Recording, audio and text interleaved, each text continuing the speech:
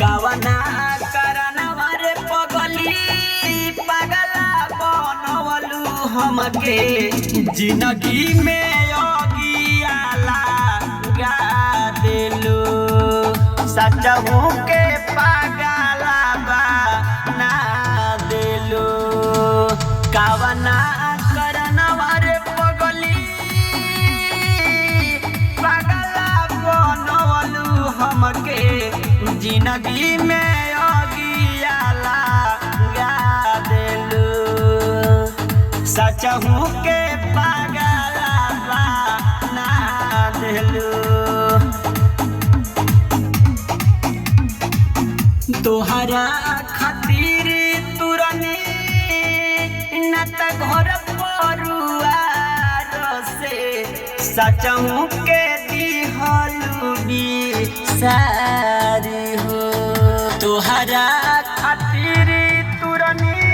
न त घर परिवार से सचहू के दिहलू बिसार हो कवना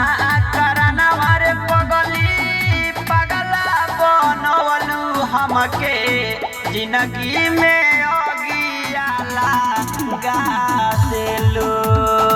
सचहू के पागला बना देलू बाबू अरुण के तू दिहलू बिसारी हो सुनील जी से काहे कोइली हलू प्यारी हो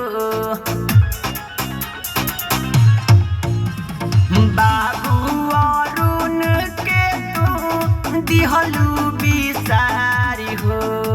सुनील जी से काहे कोइली हलू प्यारी हो विकास के पीछे तू घूमलू ए जानई का कइलू जिंदगी में योगिया लगवलू ए जानई का कइलू।